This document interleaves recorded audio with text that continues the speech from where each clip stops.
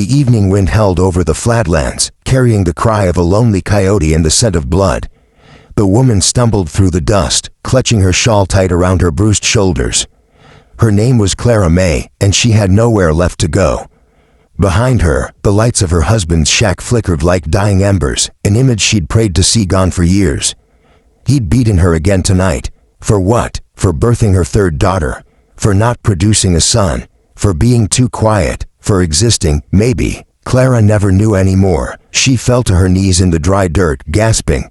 The ground beneath her hands was cracked and cold. "Lord," she whispered, "if you're merciful, you'll let me die here tonight." But the Lord didn't answer. Instead, the earth trembled with a heavy thud. Then another. Hoofbeats. A shadow fell across her, tall, broad, and still as a stone pillar. "Get up," a deep voice said. She lifted her face, squinting through tears and moonlight. A man sat astride a black horse, his frame massive even from where she knelt. The moonlight caught the edge of his hat, but not his eyes. "Please," she whispered, shrinking back. "I don't want no trouble." The man dismounted in one fluid motion. He towered over her, easily 6.5 feet tall, shoulders like hewn timber, a coat dusted with trail dirt. His presence filled the night like thunder. "You're bleeding," he said. She flinched when his gloved hand reached out. "Don't touch me," she murmured. He didn't move closer. "Did he do this to you?" She bit her lip. "Ain't your business, mister." "It is now." That tone, low, calm, but commanding, froze her heart. "I seen smoke from your chimney," he said, eyes glancing toward the shack behind her. "Heard hollerin', then saw you runnin'. I don't stand by for that kind of thing." "Who are you?" "Name's Eli Graves," he said simply. "Own the Double Bar Ranch up north." She blinked. Everyone in town knew the name. Eli Graves, the giant rancher. A man so large, they said he could lift a steer alone. A man whose word was law in 3 counties.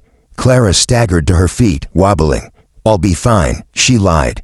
"Just need to get home." He cut her off. "You go back there. He'll kill you next time."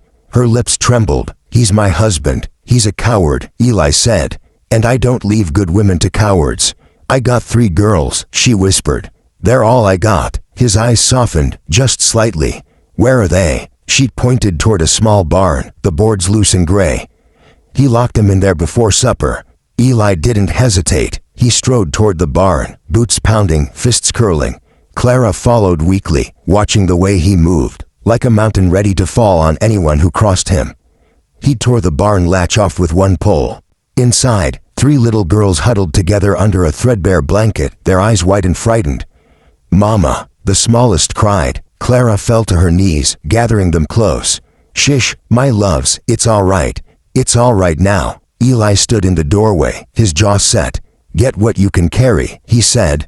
"You're comin' with me." Clara looked up sharply. "What?" He met her gaze. "Come with me." It wasn't a request. "I can't," she whispered. "He'll come after us." Eli's eyes darkened like a brewing storm. "He won't." He turned toward the shack. Clara's breath caught. "Eli, no, don't." But it was too late. The giant rancher was already walking into the lion's den. Dash, dash, dash. The drunk came out yelling, shotgun in hand. "Who the hell are you?" "Eli Graves," came the answer.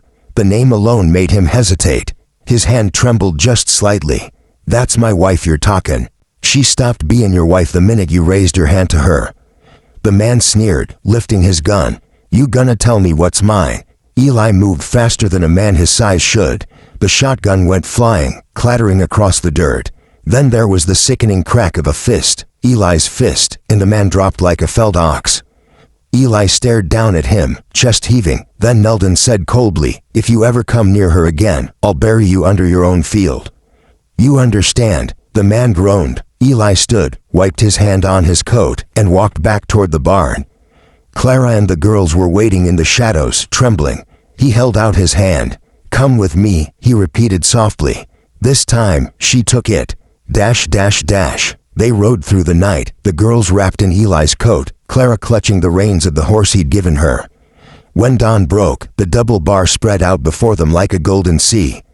The ranch was vast, miles of rolling pasture, cabins scattered near the creek, and in the middle, a big house that looked sturdy enough to hold off an army. When they arrived, Eli dismounted and lifted each girl down like they were made of porcelain. "You're safe here," he said simply.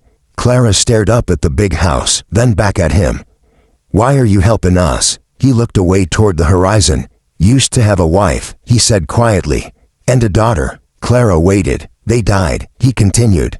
"Winter fever took 'em both. I was away on a cattle run when it happened.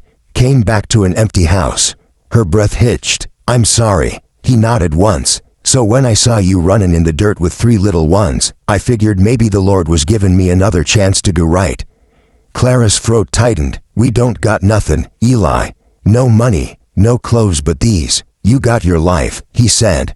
"And that's worth more than any of it." Weeks passed. Clara learned to cook for the ranch hands, to sew new dresses for the girls. The ranch hands liked her quiet smile and her biscuits, but they learned fast that the boss was watching. Eli didn't talk much, but when he did, people listened. And sometimes, when the work was done and the stars came out, he'd sit on the porch with Clara while the girls slept, sipping coffee in silence. One night, she broke that silence. "You shouldn't have brought us here," she whispered. "We're trouble you don't need." He turned his head slightly. "Don't say that. He'll come," she said. "He'll find us." Eli's jaw clenched. Let him come. But she saw something in his eyes, a shadow. A fear not for himself, but for her.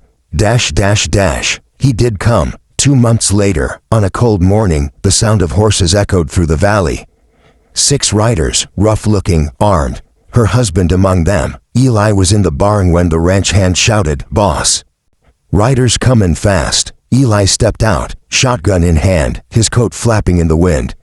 Clara grabbed the girls and hid them inside the house. Her heart pounded so loud she could barely breathe. The men rode up and reined in hard, dust flying. Her husband spat in the dirt. "You think you can steal my wife, Graves? She ain't yours no more," Eli said evenly. The man sneered. "I come for what's mine." "Then you came to the wrong place." There was a silence heavy as stone. Then the man raised his gun. The shot echoed across the plains, but it wasn't Eli who fell. Eli's shotgun thundered once, smoke curling from the barrel. The man's body dropped off his horse like a sack of feed. The others hesitated, staring. Eli's eyes were cold, unflinching. "Go home," he said, "or I'll plant every one of you beside him." They went. That night, Clara found him sitting by the fire behind the barn, his face unreadable in the flickering light. "You killed him," she said softly. He didn't look up. "I gave him a choice." Her voice broke. "I never wanted that blood on you." He finally met her gaze. "I'd do it again." Silence stretched between them. The flames cracked, shadows dancing. "He would have kept hurting you," Eli said. "You and those girls deserve peace." Tears streamed down her face. "I don't know how to thank you." He stood, towering over her again, but gentler this time. He reached out and brushed a tear from her cheek with one rough thumb. "Don't thank me," he murmured. "Just live." Months turned to years. The ranch flourished. The girls grew strong, bright-eyed, running through fields that once belonged only to silence and grief. Clara never left. One spring evening, as the sky blazed orange over the hills, Eli found her sitting by the corral, mending a shirt that was far too large for her. "Girls are at the creek," she said, smiling faintly.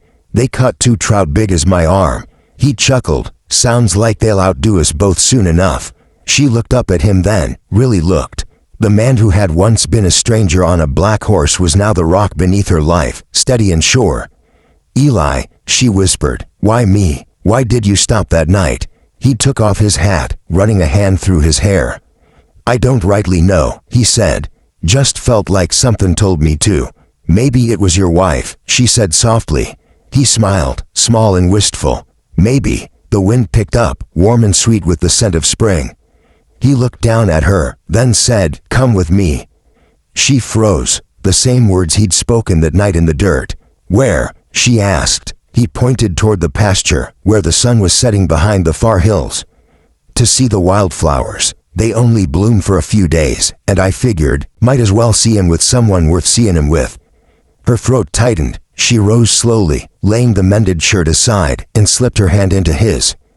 And for the first time in years, she didn't feel afraid.